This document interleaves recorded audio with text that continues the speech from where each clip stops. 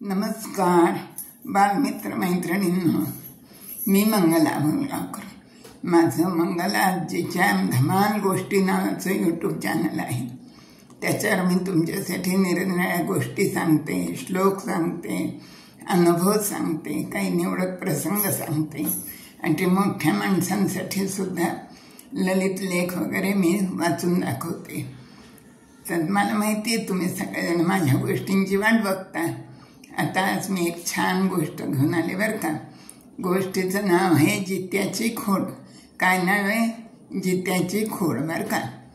तर ही गोष्ट जगन्नाथपुरी ओरिसामध्ये जे आहे ना, तर तिथली गोष्ट बरं का.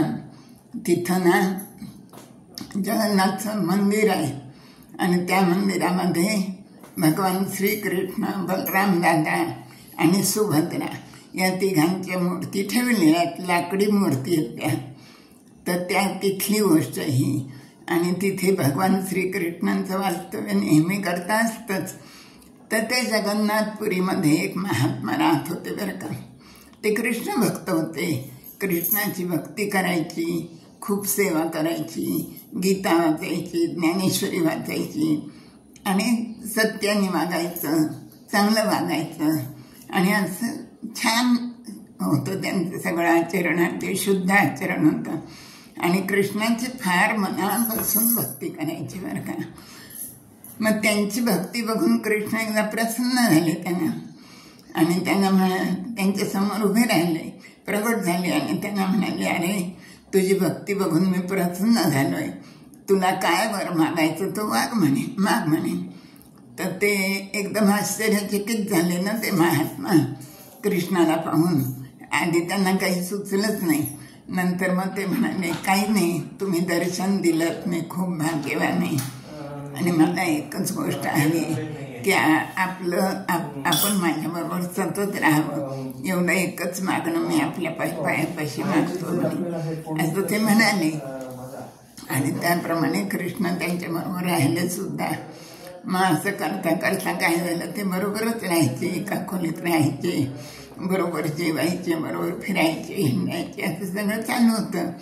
जगन्नाथाचं दर्शन घ्यायला बरोबरच जायचे.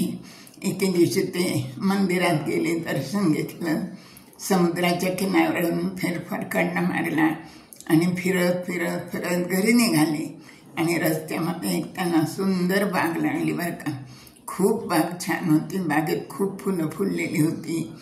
आणखीन टवटवीत होती बाग आणि झाडं पण खूप लागलेली होती. नारळाची झाडं होती, त्यांना नारळ लागलेले होते.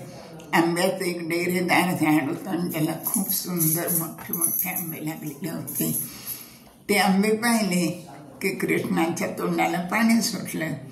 आणि कृष्णाला तर लहानपणापासून दही, दूध, लोणी चोरून खाण्याची सवय होती ना.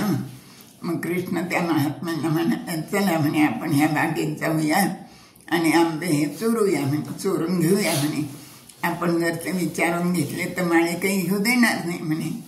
तर कृष्ण ते महात्मा म्हणाले, नाही बाबा, मी कधी चोरी केलेली नाही आहे, मला काही चोरीचा अनुभव नाही आहे आणि मी काही चोरी करणार नाही.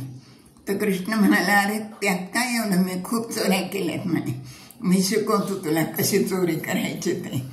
पण ते महात्मा त्या चोरीच्या कल्पनेनेच लटलट कापायला लागले आणि त्यांना काहीच सुचेना. पण कृष्णाने त्यांना धीर दिला आणि कृष्ण म्हणाले, अरे काही होत नाही, मी आहे म्हणे तुझ्याबरोबर. मग गेले ते दोघंजण बागेत. कृष्णाने त्यांना त्या आंब्याच्या झाडावर चढवलं बरं का आणि गेले ते. मग आंबा जिथं आहे त्या शेंड्यापर्यंत गेले. पण कृष्णाने एक गोष्ट त्यांना सांगितली होती बरं का. झाडावर चढलास आणि आंबा तोडायला लागलास की मी खाली माझं उपरणं पसरीन आणि त्यात तो आंबा टाकून द्यायचा. पण अगदी हळूच बोलायचं, म्हणजे मोठ्यांना नाही बोलायचं. पण त्या महात्म्यांच्या काही लक्षात नाही राहिलं.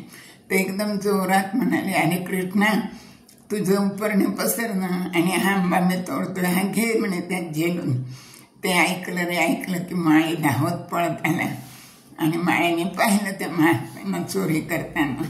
तोपर्यंत कृष्ण इकडे गुप्त झाले आणि त्या माळ्याने महात्म्यांना काठीने खूप बदडून काढलं नंतर मग चल म्हणे, तुला आता मी राजाकडं नेतो. आणि त्या राजाकडं घेऊन चालले त्या महात्म्यानं. मग ते राजाकडे निघाले तेव्हा कृष्ण तिथे आले बरं का. मग कृष्ण, ते महात्मा, आणखीन तो माळी, असे सगळे 3 जण राजाकडे गेले.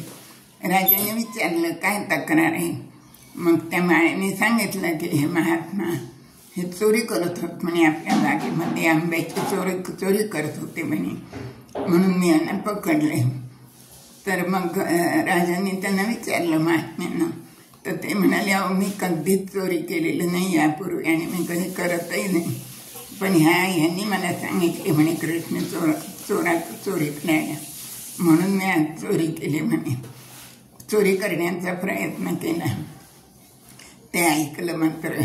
आणि राजाला माहीत होतं, राजाने कृष्णाला ओळखलं होतं ना.